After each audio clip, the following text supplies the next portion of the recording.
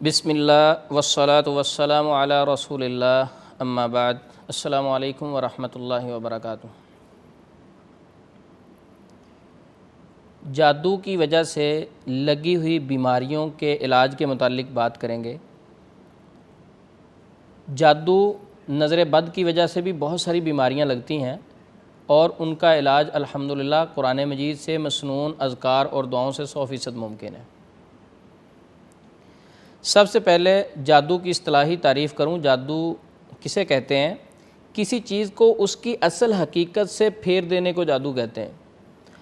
اہل عرب نے جادو کو سحر سے اس لیے معصوم کیا کیونکہ وہ صحت کو زائل کر کے مرض میں مبتلا کر دیتا ہے۔ جادو انسان خود بھی اپنے اوپر کرتا ہے اپنی سوچ کی وجہ سے۔ جب نیگیٹو سوچتا ہے، کئی بار جادو نہیں ہوا ہوتا لیکن وہ نیگیٹو سوچنا شروع کرتا ہے، وہ جادو اس پہ اثر کرنا شروع کر دیتا ہے، یعنی اس کی اپنی سوچ اس کے لیے جادو بن جاتی ہے۔ جسمانی طور پہ ویک ہونا شروع ہو جاتا ہے، روحانی حوالے سے عجیب و غریب معاملات فیل کرتا ہے، وسوسوں میں چلا جاتا ہے، وضو کر رہا ہے تو وضو کرتا ہی جا رہا ہے، کہتا میرے ابھی بازو خشک ہے، یعنی عجیب و غریب اس کی کیفیت ہو جاتی ہے۔ اگر جادو کی وجہ سے بیماری لگ جائے تو اس کے علاج کو بتانے سے پہلے میں نیگیٹو سوچ اور گمان کے متعلق بات کروں۔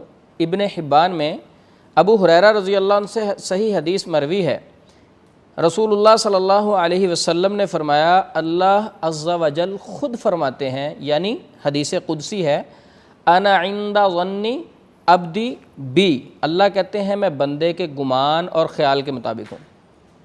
ان ظن خیرا فلہ، اگر وہ اچھا سوچتا ہے، اللہ کے متعلق اچھا گمان رکھتا ہے تو وہ اچھا گمان اسی کے لیے ہے، یعنی اس کے لیے اچھا ہو جاتا ہے۔ وَإِن ظَنَّ شَرًّا فَلَهُ، اور اگر وہ برا سوچتا ہے، اللہ کے متعلق برا گمان رکھتا ہے کہ میرے ساتھ یہ ہو جائے گا وہ ہو جائے گا، ان ظَنَّ شَرًّا، اگر برا گمان رکھتا ہے، فَلَهُ، وہ برا گمان بھی اسی کے لیے۔ تو اکثر انسان کے اوپر جادو نہیں ہوتا لیکن وہ گمان یہ رکھتا ہے میرے اوپر جادو چل گیا، مجھے نظر لگ گئی، میرا تو کام اس لیے نہیں چلتا۔ کئی بار اوورآل مارکیٹیں بھی بند ہو جاتی ہیں، کئی بار اوورآل بزنس ٹھنڈا ہوتا ہے، ملکی حالات بھی اس میں شامل ہوتے ہیں۔ ایک دوست میرے پاس آیا، وہ کہتا جی 3 دن ہو گئے دکان پہ بالکل فارغ بیٹھے ہیں، کوئی گاہک ہی نہیں آ رہا۔ اب اس کی دکان کے ساتھ 2-3 دکانیں چھوڑ کے 2-4 لوگ اور بھی میرے پاس آئے تھے جنہوں نے یہی شکوہ کیا۔ تو کیونکہ میں ان سے پہلے جان چکا تھا، میں نے کہا یہ تو اوورآل آپ کی مارکیٹ میں یہی صورتحال ہے، آپ جاؤ اپنے ہمسایوں سے پوچھو، اپنے سامنے والی دکان سے پوچھو، کیا سب کے یہ حالات نہیں ہیں؟ اگر سب کے ہیں، سب پہ جادو تو نہیں چلا؟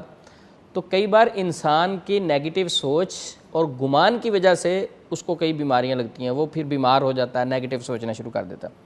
جب انسان نیگیٹو سوچتا ہے اس کو مختلف قسم کی بیماریاں لگتی ہیں، یا اس کے اوپر جادو ہوتا ہے تو اس کو مختلف قسم کی بیماریاں لگتی ہیں، مختلف قسم کے خیال آتے ہیں۔ سب سے پہلا خیال آتا ہے میرا علاج ناممکن ہے۔ اگر وہ بیمار ہو جائے تو وہ سوچنا شروع کر دے گا میرا تو علاج ہی ناممکن ہے۔ نمبر 2، میرا دنیا میں آنا بے مقصد ہے۔ نمبر 3، اللہ کی رحمت سے مایوس ہو جانا۔ نمبر 4، دعا کرنا چھوڑ دینا، کہنا میری تو اللہ دعا سنتا ہی نہیں ہے، نہ میری اللہ نے دعا سننی ہے، میں تو اتنی دیر سے اللہ سے دعا کر رہا ہوں، مجھے تو کوئی فائدہ نہیں ہوا مولوی صاحب۔ تو اس طرح کی عجیب و غریب باتیں انسان شروع کر دیتا ہے۔ یہ بات ذہن میں رکھیں، مومن کبھی بھی اللہ کی رحمت سے مایوس نہیں ہوتا، مومن کبھی بھی اللہ کی رحمت سے مایوس نہیں ہوتا۔ تو اگر ایسی مرض لگ چکی ہے، ایسی بیماری لگ چکی ہے جو جادو کی وجہ سے لگی ہوئی ہے، آپ سمجھتے ہیں کہ میری رپورٹس بالکل کلیئر ہیں، شام کے وقت گھبراہٹ ہوتی ہے، سر میں درد رہتی ہے، بے چینی رہتی ہے، لیکن میری رپورٹس کلیئر ہیں، اگر آپ سمجھتے ہیں کہ مجھے جو بیماری ہے جادو کی وجہ سے لگی ہے، تو میں ایک مجرب عمل آپ سے شیئر کرتا ہوں، انشاءاللہ العزیز آپ چند دن کریں گے تو آپ کو افاقہ محسوس ہوگا۔ سب سے پہلے سورۃ انبیاء آیت نمبر 83 100 مرتبہ پڑھنی ہے۔ آیت کا میں پڑھ کے سنا دیتا ہوں جو آیت پڑھنی ہے، جہاں سے ربی انی مسنی الضر وانت ارحم الراحمین، 100 مرتبہ پڑھنا ہے۔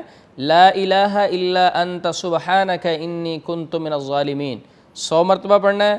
اسی طرح فجر اور عصر کے بعد 100 مرتبہ پڑھنا ہے، لا الہ الا اللہ وحدہ لا شریک لہ لہ الملک ولہ الحمد وہو علی کل شیء قدیر، فجر اور عصر کے بعد 100 مرتبہ۔ اور اسی طرح اللہ اللہ ربی لا اشرک بہ شیئا، یہ بھی 100 مرتبہ، یعنی صبح و شام صرف ایک کلمہ لا الہ الا اللہ وحدہ لا شریک لہ لہ الملک ولہ الحمد، یہ مکمل کلمہ صبح شام 100 بار، باقی دن میں کسی حصے میں کسی وقت آپ 100 بار پڑھ لیں اور اللہ سے ساتھ دعا کریں۔ اگر آپ کے دل میں، آپ کے ذہن میں کسی کے متعلق نفرت ہے، غصہ ہے، اللہ کی رضا کے لیے یہ عمل شروع کرنے سے پہلے اسے معاف لازمی کریں۔ انشاءاللہ اللہ رب العزت ضرور شفا دیں گے۔ اور یہ وظیفہ کرتے ہوئے اپنا عقیدہ اور ذہن یہ رکھیں کہ اس وظیفے میں شفا نہیں ہے، شفا میرے اللہ کے پاس ہے، یہ صرف میں کوشش کر رہا ہوں، انشاءاللہ اس کوشش کے بدلے میں شفا میرے اللہ کے پاس ہے، میرے اللہ ضرور شفا دیں گے انشاءاللہ۔